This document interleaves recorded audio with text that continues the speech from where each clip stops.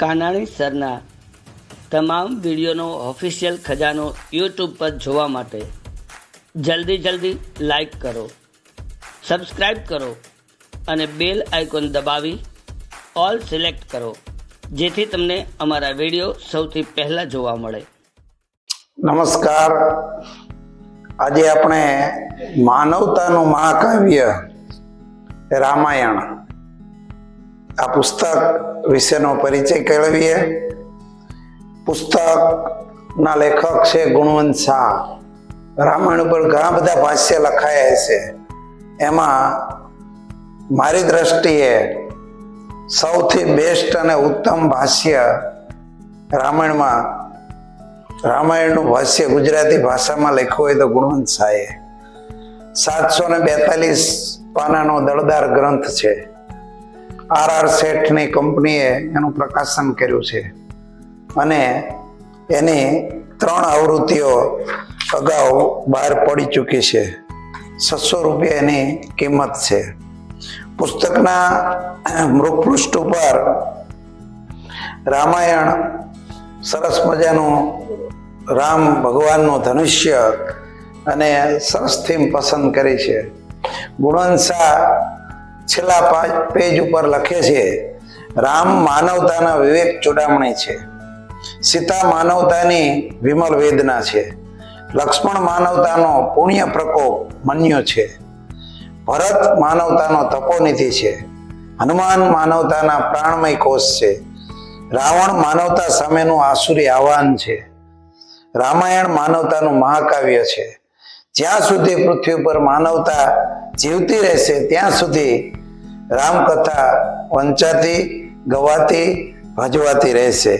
રામનવમી તારીખ 11/4/2003 ગુણવંત શાહે સરસ મજાનું રામાયણ ઉપરનું ભાષ્ય લખ્યું છે.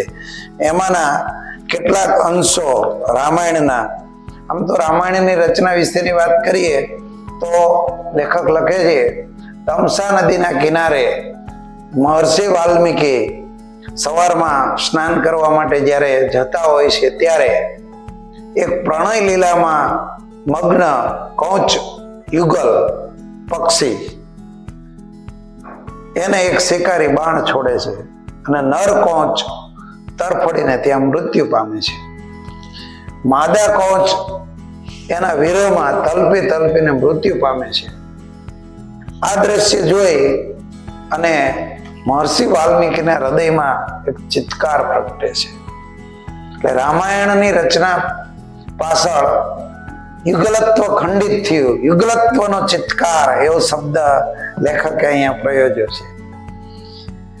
કોંચ પક્ષીનો વધ થયો, યુગલત્વ ખંડિત થયું, એ પહેલો બનાવ તમસા નદીના કિનારે.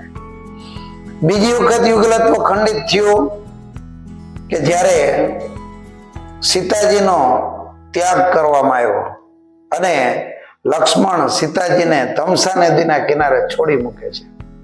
એ બીજો યુગલત્વનો ચિત્કાર હતો. અને છેલ્લે ભગવાન રામ સીતાજીની અગ્નિ પરીક્ષા માટેની વાત કરે અને જ્યારે સીતાજી પોતે ધરતીમાં સમાઈ જાય અને યુગલત્વ ખંડિત થાય. રામાયણ એ માનવતાનું મહાકાવ્ય છે. હિન્દુસ્તાનના દરેક ઘરની અંદર રામાયણ, મહાભારત અને ગીતા આ 3 ગ્રંથ તો હોવા જોઈએ. આપણે રામાયણ વાંચતા નથી એટલે આપણા ઘરમાં, કુટુંબમાં, સમાજમાં અને બધે રામાયણ થાય છે. રામાયણનું જો વાંચન થાય અને રામાયણ જો જીવનમાં ઉતારવામાં આવે તો આપણું જીવન રામમય બની જાય. રામાયણમાં જે કંઈ એને મારા રામ વિશેની વધુ વાત તો પૂજ્ય મોરારી બાપુ કહી શકે.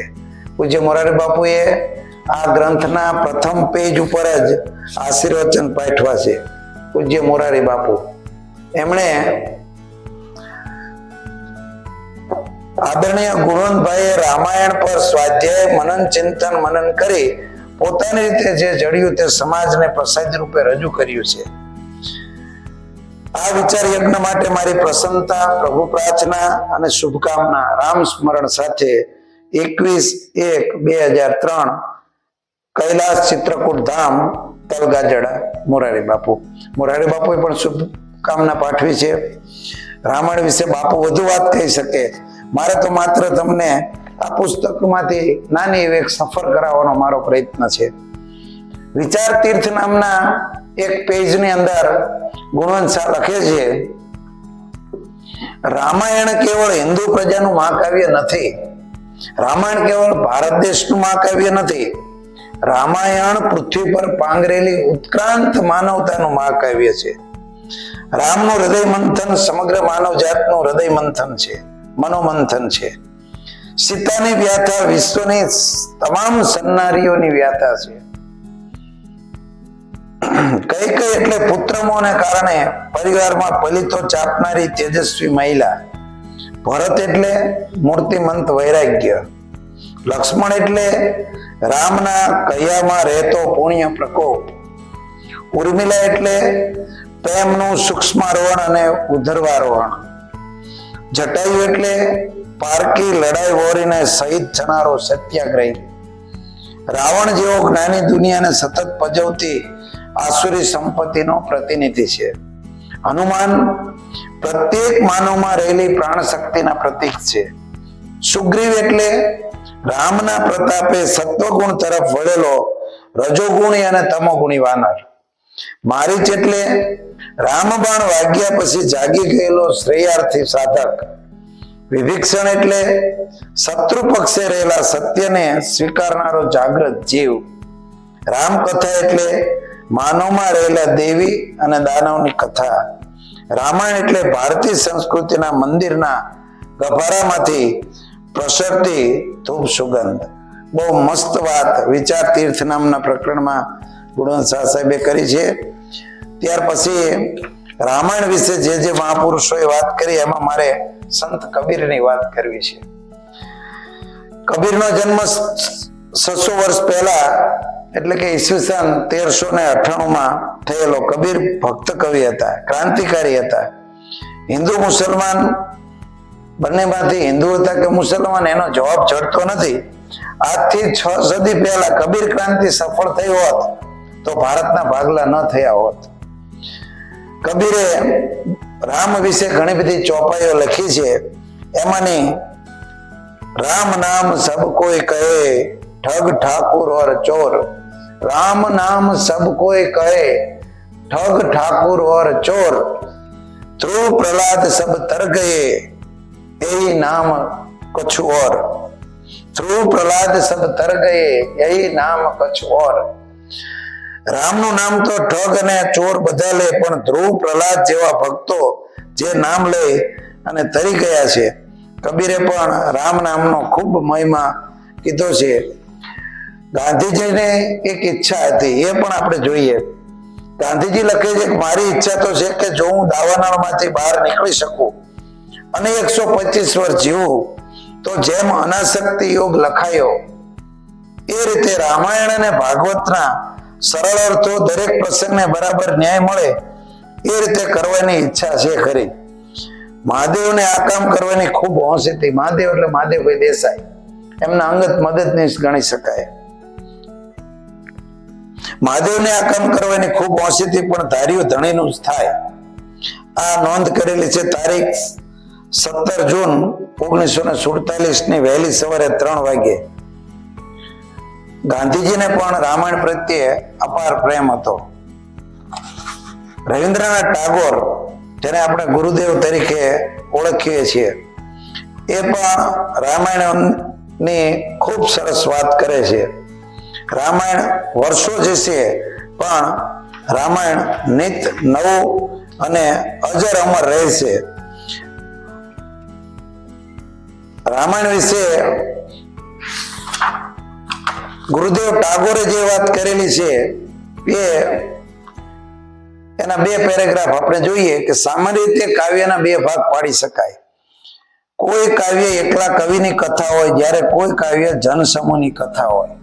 આ જનસમૂહનું કાવ્ય છે અને એ જનસમૂહનું કાવ્ય એ બીજા પ્રકારના કવિઓ હોય છે કે જેમની રચના દ્વારા એક સમગ્ર દેશ, એક સમગ્ર યુગ પોતાના હૃદયને, પોતાની અનુભૂતિને વ્યક્ત કરી તેને મનુષ્ય માત્રની ચિરંતર મિલકત બનાવી દે છે.